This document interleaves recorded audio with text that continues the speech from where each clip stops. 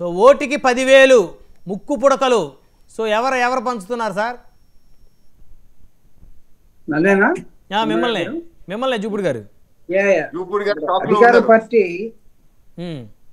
డబ్బులు విచ్చలవిడిగా పంచుతున్నది ఇది జగమెరిగినటువంటి సత్యం. దాన్ని మనం అబ్బాయి అలాంటిది ఏమి లేదని ఎవరన్నా అనుకున్నా కానీ అది పొరపాటు నేను చెప్తున్నాను. మరి ప్రతిపక్ష పార్టీ నేను వస్తున్నాను. ఒకవేళ అక్కడ ఉన్నటువంటి ప్రతిపక్ష పార్టీ కూడా వాళ్ళతో పోటీ పడాలని చూసినా పోటీ పడే అవకాశం ఏమాత్రం లేకుండా, ఇందాక నేను చెప్పాను హోల్సేల్ గా కూడా బేరవాడే శక్తి సామర్థ్యాలు ఈ రోజు అధికార పార్టీకి అక్కడ ఉన్నట్టుగా కనపడుతూ ఉంది. వాళ్ళ ధీమా గానీ మాట్లాడే విధానం కానీ ఇవన్నీ కూడా. ఎందుకంటే రేపు జరగబోయే ఎన్నిక నేను ఇంకా నా నోటి నుంచి నేను చెప్పలా ఏం జరుగుతుందో. రేపు ప్రజలు they have to give their verdict. మీ అభిప్రాయం చెప్పండి, మీ అనాలిసిస్ చెప్పండి. నేను వస్తున్నాను. అంటే నేను ఎందుకు అంటున్నానంటే మనం ఇదేమో ఎగ్జిట్ పోల్ కాదు, లేకపోతే ప్రీ ఎగ్జిట్ పోల్ కూడా కాదు. అక్కడ ప్రభుత్వం ఎంత అరాచకంగా అక్కడ బిహేవ్ చేస్తుందో, ఆ ప్రాంత ప్రజలు ఎంత బెంబేలెత్తిపోయి ఉన్నారో వాళ్ళకి ధైర్యం ఇవ్వటం కోసం ఇప్పుడు మేము ప్రతిపక్ష పార్టీగా ప్రజలకి ఓటర్లకి ధైర్యం ఇవ్వడం కోసం మేము ముందు నిలబడి ఒక ఉద్యమం చేయాల్సినటువంటి నేపథ్యాన్ని అక్కడ సృష్టించారు. సో దీన్ని ఎవడెంత పంచుతున్నాడు, రేపు ఎవడికి ప్రలోభాలకి గురి అవుతాడు అనేది పక్కన పెడితే, మీరు అనుకున్నటువంటి ఆఫ్టర్ ఆల్ ఒక ఎన్నికని మీరే చెప్తా ఉన్నారు ఇక్కడ ఎలక్షన్ కమిషన్ ఉంది, దాని పని తను చేసుకుపోతుందని. దాన్ని ఎలక్షన్ కమిషన్ ఉంటే ఇందాక పురుషోత్తమ్ రెడ్డి గారు చెప్పినట్టుగా ఈ 10 కార్లు 20 కార్లు ఈ పోయే విధానాన్ని ఎక్కడైనా ఒక చోట ఎవరైనా ఆపారా? ఆ ప్రాంతంలో ఉన్నటువంటి ఐజీలు గానీ డిఐజీలు గానీ లేకపోతే ఎలక్షన్ కమిషన్ పనిచేస్తున్నట్టు ఆ కార్లన్నీ ఎక్కడికి వెళ్ళి అభ్యర్థి దగ్గరికి వెళ్ళి అభ్యర్థితో మాట్లాడి అంటే ఇవి కూడా అన్ని చూడాలి కదా సార్. ఆ కార్లన్నీ పులివెందు లోపలికే ఆ నియోజకవర్గంలోకి వెళ్ళాయా లేదా చుట్టుపక్కల ఎక్కడికైనా తిరిగాయా? అసలు ఆ కార్లు ఎవరి, ఏ నాయకుడి, పోని వాటి మీద ఎవరైనా కంప్లైంట్ చేశారా? ఇంకా నయం మీరు వీళ్ళు ఏమైనా ట్రావెల్స్ బిజినెస్ ఏమైనా చేస్తున్నారా అని అనకుండా వీళ్ళందరూ ఎలక్షన్ కి వెళ్తా ఉన్నారు. ఇది జగమెరిగిన సత్యం.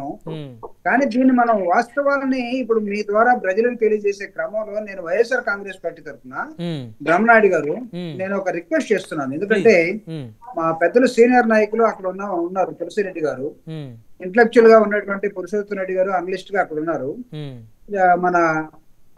మన దీపక్ రెడ్డి గారు కాస్త కోస్తా తెలుగుదేశం పార్టీలో న్యాయబద్ధంగా మాట్లాడే, అంటే తర్వాత ఏం చేస్తాడో నాకు తెలీదు, మాట్లాడటానికి మాత్రం న్యాయబద్ధంగా మాట్లాడటానికి కనపడుతూ ఉంటాడు. ఆయన అక్కడ ఉన్నాడు కాబట్టి నాకు వీళ్ళందరి ద్వారా నేను ఒక చిన్న అప్పీల్ ఏంటంటే, ప్రభుత్వం దాదాపు ఒక 13-14 నెలల నుంచే ఉందండి. ఒక ఎన్నిక వచ్చింది.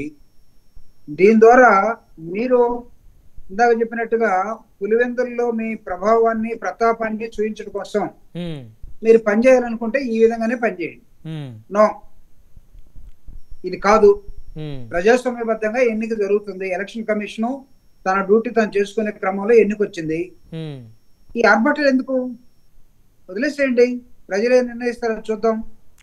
మీరు ఆఫ్టర్ అది ఓడిపోయినంత మాత్రాన పార్టీ ఇప్పుడు అధికారం లేకుండా ఏం పోరుగా. ఇక నాకు ఒక్క విషయం స్ట్రైట్గా చెప్పండి జూపుడు గారు, రేపు ఎన్నికల ఫలితాలు ఏమొచ్చినా సరే ప్రజలు ఇది స్వచ్ఛందంగా ఇచ్చిన తీర్పు అని మీరు ఒప్పుకుంటారా? ఇప్పుడు రేపు జరిగే అంశం మీద సరే ఒప్పుకోకపోయినా కూడా బలవంతంగానే ఒప్పుకోవాల్సి వస్తుందిగా. అంటే ఇప్పుడు గెలిస్తేనేమో ఇది ప్రజాస్వామ్యం గెలిచిందంటారు, ఒకవేళ ఓడిపోతేనేమో ఇది ప్రభుత్వం వారి యొక్క అధికారాన్ని ఉపయోగించి గెలిచారని అనడానికి గ్యారెంటీ ఏంది? నో, వైఎస్ఆర్ కాంగ్రెస్ పార్టీ గెలిస్తే మీరు ఏం చేయకుండా ఉంటే గెలుస్తుందండి. ఇప్పుడున్న పరిస్థితుల్లో నేను చెప్తున్నాను కదా, వైఎస్ఆర్ కాంగ్రెస్ పార్టీ పాలక పక్షం వింత పోకడలకు పోకుండా ఈ ఎలక్షన్ ఇలానే జరగనివ్వండి అని ఒక లిబరల్ మైండ్ తోటి జరిపారు అనుకుంటే ఖచ్చితంగా వైఎస్ఆర్ కాంగ్రెస్ పార్టీ గెలుస్తుంది. వైఎస్ఆర్ కాంగ్రెస్ పార్టీ గెలుస్తుంది కాబట్టి దాన్ని ఓడగొట్టడం కోసం అధికార పార్టీ చేసే ప్రయత్నాలు ఏమైనా ఉన్నాయో ఇవన్నీ హైలైట్ అవుతా ఉన్నాయి ఇప్పుడు. కాబట్టి రేపు వాళ్ళు గెలిచిన ఆ గెలుపుని ప్రజాస్వామ్య గెలుపు అనలేం కూడా. దౌర్జన్యంగా లేకపోతే ఒక ఉగ్రదాడి జరిగినట్టుగా చేస్తున్నటువంటి ఎన్నికలాగానే మనం చూడాల్సి వస్తుంది. దాన్ని మీరు కోరుకొని చేయించుకుంటారా, లేకపోతే నిజంగా ఆ ప్రాంత ప్రజలు స్వేచ్ఛాయుతంగా ఎన్నిక ఓటేసే విధానాన్ని మీరు కల్పిస్తారా? ఇది it is up to you. Tulasireddy గారు ప్రతిపక్షంలో ఉన్నాం కాబట్టి ఎలక్షన్ కమిషన్ దగ్గరికి వెళ్తాం. ఓకే ఒక్క నిమిషం తులసిరెడ్డి గారు. బ్రహ్మరెడ్డి గారు జూపూడి గారి గొంతులోనే, జూపూడి గారి మాట్లాడే మాటల్లోనే రేపు రాబోయే రిజల్ట్ ఏందో మనకు ముందే అర్థమైపోతా ఉంది అని చెప్పి నేను తెలుసుకుంటున్నాను. ఓకే తులసిరెడ్డి గారు. నాయుడు గారు సార్, ఇప్పుడు రాజశేఖర రెడ్డితో దాదాపు దశాబ్ద కాలం పాటు పోరాడి టీడీపీని గెలిపించిన వచ్చి నేను చెప్పినాను 4 జెడ్పీటీసీలు పోటీ చేసి నేను జిల్లా అధ్యక్షునిగా 3 గెలిపించాను. రాజశేఖర్ పోటీ చేసి గెలిపించాను. చంద్రబాబు నాయుడు నా మీద అవిశ్వాస తీర్మానం పెట్టినప్పుడు ఆయన ముఖ్యమంత్రిగా ఉండి కూడా నేను అవిశ్వాస తీర్మానం గెలిచాను. ఆ రోజు పరిస్థితులు లేవు కాబట్టి డబ్బులు అంత ఉండేది కాదు, డబ్బుల పరిస్థితి కొంత ఉండేది. కానీ ఈ రోజు ఆ పరిస్థితి లేదు కాబట్టి ఈ రోజు ఊరి కూర్చున్నా గానీ, లేకుంటే పెద్ద జగన్మోహన్ రెడ్డి పెద్ద పుడంగం కాదు, నాకు చంద్రబాబు నాయుడు పుడం కాదు. మీస మీద సరణిమ క్యాపిటల్ గెలిపించండి వారు. మా దగ్గర అంతో ఇంతో వాళ్ళలో 1/10 డబ్బు ఖర్చు పెట్టే స్థాయి ఉందే కానీ ఈ 4 రోజుల పులిందల మండలంలో నిలబడి అడిగి ఒక రోజు ప్రచారం చేయొచ్చు అనుకోండి, గెలిపించేవని ఏం తులసిరెడ్డి అంత అండర్ ఎస్టిమేట్ చేయాల్సిన అవసరం లేదు. రెండవది వచ్చేసి ఇక్కడ టీడీపీకి సంబంధించినటువంటి బలాలు ఏమంటే, ఒకటి అధికార బలం ఉంది, పోలీసు బలం ఉంది, డబ్బు బలం ఉంది. దానికి తోడు ఈ 14 నెలల్లో అటు బీటెక్ రవి గాని అటు రామ్ గోపాల్ రెడ్డి గారు గాని ప్రజలకు అందుబాటులో ఉండి కాన్ఫిడెన్స్ క్రియేట్ చేశారు. వాళ్ళిద్దరికీ సరిపోకున్నా గానీ ఇద్దరు ఎవరెవరి స్టైల్లో వాళ్ళు వచ్చేసి అందుబాటులో ఉండి సీఎం ఫండ్ గాని మిగతా పథకాలు వచ్చేసి అప్లై చేయడంలో వచ్చేసి అందుబాటులో ఉన్నారు. ఇది వాళ్ళకు ఉన్నటువంటి అడ్వాంటేజ్. ఇక్కడ వైకాపాకు వచ్చేసి అనేక సంవత్సరాలుగా కొంత వాళ్ళకు అనుకూలంగా ఉండేది. సీఎం గా అటు రాజశేఖర్ ఉన్నప్పుడు, సీఎం గా వచ్చేసి జగన్మోహన్ రెడ్డిగా ఉన్నప్పుడు ఆ అడ్వాంటేజ్ తో కొన్ని పనులు, అభివృద్ధి పనులు కానీ సంక్షేమ పనులు కానీ మిగతా నియోజకవర్గాల కంటే ఎక్కువ చేసిన అవకాశం ఉండింది. కానీ ఈ 14 నెలల ఉంటే గతంలో ముఖ్యమంత్రిగా ఉన్నప్పుడు అందుబాటులో లేకుండా కానీ సరిపోయింది. కానీ ప్రస్తుతం వచ్చేసి వైకాపా తరఫున ఎమ్మెల్యే జగన్మోహన్ రెడ్డి ప్రజలకు అందుబాటులో లేడనే అభిప్రాయం వచ్చింది. అవినాష్ రెడ్డి ఉన్నా గానీ ఎందుకో ఆయన అట్లా అందుబాటులో ఉన్నట్టుగా పెద్ద ప్రజలు భావించడం లేదు. ఇంతకుముందు వైఎస్ మనోహర్ రెడ్డి అందుబాటులో ఉండేవాడు, ఆయన ఇటీవల వచ్చేసి అందుబాటులో లేడు. తర్వాత గతంలో పనులు చేసిన కాంట్రాక్టర్స్ వచ్చేసి బిల్లు లేక ఆ పార్టీ వాళ్ళు అందరూ చేసుకున్నారు కాబట్టి వాళ్ళలో వ్యతిరేకత ఉంది. కాబట్టి అందుబాటు లేకపోవడం అనేది ఈ 14 నెలల ఉంటే ఇది వైకాపాకు ఒక ప్రధాన ప్రతిబంధకము. కానీ గతంలో ఈయన సీఎంగా ఆయన సీఎంగా ఉన్నప్పుడు చేసిన అభివృద్ధి కార్యక్రమాలు, సంక్షేమ కార్యక్రమాలు అడ్వాంటేజ్ ఉంటుంది కాబట్టి అది వాళ్ళకు మెరిట్, ఇది డిమెరిట్. కాబట్టి నాకు తెలిసి ఇద్దరు ధనస్వామి పోటీలు పడి డబ్బులు పంచుతున్నారు. ఎవరు గెలిచినా నేరోగా గెలుస్తారు తప్ప బంపర్ మెజార్టీ ఎవరికి వచ్చే పరిస్థితి. ఇక్కడ మీరు ఇంకొక అంశం చెప్పాలి తులసిరెడ్డి గారు. కాంగ్రెస్ పార్టీ మొన్న కడప పార్లమెంటు ఎన్నికల సంబంధించి షర్మిల గారు దాదాపు 150,000 ఓట్లను సాధించారు కాంగ్రెస్ పార్టీ అభ్యర్థిగా. వైసీపీ ఎంపీ గెలిచిన అవినాష్ రెడ్డి గారికి వచ్చిన మెజార్టీ 60,000. అయితే అలాంటి ఆ ఎపిసోడ్ ఇక్కడ ఏదన్నా మళ్ళీ తెర మీదకి వచ్చే అవకాశం ఉందా? ఎందుకంటే వైసీపీ ఓట్ బ్యాంకును కాంగ్రెస్ అభ్యర్థి కనుక ఎంతో కొంత చేల్చగలిగితే మరి అది టీడీపీకి ఏమైనా అడ్వాంటేజ్ అయ్యే పరిస్థితి ఏమన్నా ఇక్కడ కనపడుతుందా సార్? నేను ఆ కోణంలో ఆలోచించలేదు. కొందరు వచ్చేసి యాక్చువల్ గా గత ఎన్నికల్లో వచ్చేసి షర్మిల కాకుంటే కన్నా టీడీపీ గెలిచేదనే వాళ్ళు కూడా ఉన్నారు ఇక్కడ. ఓకే, షర్మిల ఓట్లు వచ్చేసి ఎక్కువ టీడీపీ ఓట్లే చీలినాయి అనే వాళ్ళు కూడా ఉన్నారు. కాబట్టి ఆ యాంగిల్ ఏం కరెక్ట్ కాదు. ఇప్పుడు వచ్చేసి నేను చెప్తాను కదా, ఇక్కడ ధనస్వామ్యం ఇదే డబ్బులు పోటీ, ఎవరు ఎక్కువ డబ్బులు ఇస్తారు అంటే ఇంకా రెండో ఫ్యాక్టరీ ఏం పని చేయట్లేదు అక్కడ.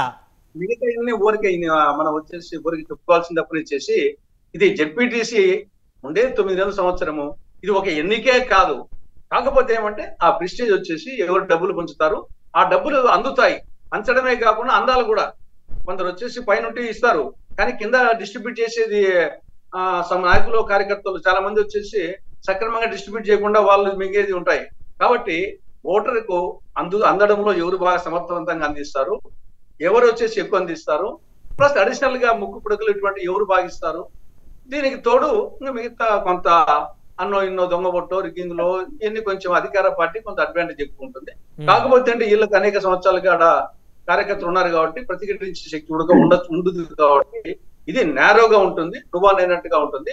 నేను ఇప్పుడు కూడా చెప్తున్నాను, కాంగ్రెస్ కు వచ్చేసి ఆ నియోజకవర్గంలో ఈ నియోజకవర్గంలో ఇప్పటికీ వచ్చేసి అటు రాజశేఖర రెడ్డి కాంగ్రెస్ వాడు కావచ్చు. రెండవది రైతాంగం ఎక్కువగా, రైతులకు వచ్చేసి ఇప్పుడు కూడా ఏడగొచ్చిన కాంగ్రెస్ ఏం వెళ్ళరా అనే వాళ్ళు ఇప్పటికీ మీరు పైకి ఎదగలేకున్నారని మమ్మల్ని చెప్తా ఉంటారు.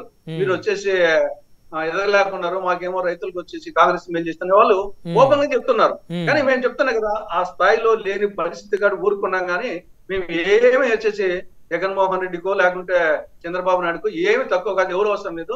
ఒక తులసిరెడ్డి ఆలోచించి పులివెందులో గెలిపించేదానికి వచ్చేసి డబ్బు పెట్టేవాడు ఉంటే. ఓకే, పురుషోత్తమ్ రెడ్డి గారు ఏమంటారు? అంటే ఇక ఇప్పుడు ఈ ఎన్నికనే ఇప్పుడు అధికార ప్రతిపక్ష ఫైట్ కాదు, ఎవరు ఎక్కువ పంపిణీ చేయగలిగితే గ్రౌండ్లో విజయవంతంగా ఓటర్కి చేర్చగలిగితే వారికే విజయం దక్కే అవకాశం ఉంటుందని మరి తులసిరెడ్డి గారు బహిరంగంగానే చెప్తున్నారు. సార్ మీ వాయిస్ మ్యూట్లో పడింది, ఒకసారి చెక్ చేసుకోండి పురుషోత్తమ్ రెడ్డి గారు. బ్రహ్మనాయుడు గారు, డబ్బులే ప్రామాణికమైతే రెండు పార్టీలు ఓడిపోయిండొచ్చు, గెలిచిన వాళ్ళు ఉండొచ్చు, ఇద్దరు ఇవ్వగలరు. అదేం పెద్ద ఇష్యూ. ఇద్దరు బ్రహ్మాండంగా ఇవ్వగలరు, ఇద్దరు పంపించగలరు. డబ్బులు ప్రభావితం చేస్తాయి, ప్రజల అభిప్రాయమే నిర్ణయిస్తాయి. కాబట్టి ఈ విషయంలో నేను తులసిరెడ్డి గారితో ఏకీభవించే ప్రసక్తే లేదు. కాబట్టి కాంగ్రెస్ పార్టీ ఇదే శాశ్వతం అయితే కాంగ్రెస్ జన్మలో గెలవలేదు. ఎందుకంటే ఇప్పుడు వస్తాయి డబ్బులు కాంగ్రెస్ పార్టీకి, ఇంక పోయేది తప్ప తగ్గేది తప్ప ఉండదు కదా. అధికారం పోయింది కాబట్టి లేదు కదా. ఇది ఉంది కదా సార్, తెలంగాణ నుంచి బ్యాగులు. అదే మీరు చెప్పింది నిజమైతే ఆ పక్క పక్క ఇస్తే గెలవచ్చు కదా. తెలంగాణ మూడు తట్టు ఉంటాయి కదా. అది నేను దాంతో ఏకీభవించలేను. బట్ పులివెందుల్లో మండలంలో మాత్రం రేపు 70% ప్రజలు నేరుగా ఓటింగ్ లో పాల్గొంటే వైసీపీ గెలుస్తుంది. 50% లోపలి ప్రజలు పాల్గొంటే తెలుగుదేశం గెలుస్తుంది. అంటే 50% లోపు అనేది మీరు ఎందుకు అంటున్నారు? అంటే ఓటింగ్ శాతం కాదు బ్రహ్మనాయుడు గారు, ఓటింగ్ శాతం కాదు. ప్రజలు 50% ఓట్లే లోపలేస్తే తెలుగుదేశం గెలుస్తుంది. ఆ పైన వేసేదాన్ని ఏరే ఓట్లని అర్థం. పర్సంటేజ్ చెప్పట్లేనా? 70% మంది ప్రజలు ఫీల్డ్ లోకి వచ్చేస్తే మాత్రం వైసీపీ గెలుస్తుంది. ఇది నా అంచనా. ఓకే, సో మొత్తానికి ఏదైతేనే ఎన్నికలు సజావుగా ఎలాంటి విఘాతం కలగకుండా సాగాలని మనం మనస్ఫూర్తిగా కోరుకుందాం. ఎందుకంటే ఇది చాలా ప్రతిష్టాత్మకమైనటువంటి ఎన్నిక. జూపిడి గారు వన్ వర్డ్ ఏదో మీరే చెప్పాలనుకున్నారు. వన్ వర్డ్ రేపు అంటే ఫైనల్ గా నాకు ఇప్పుడు అందిన వార్త నీకు చెప్తున్నాను. 2500 మెజారిటీ తోటి వైఎస్ఆర్ కాంగ్రెస్ పార్టీ గెలుస్తుందండి అక్కడ.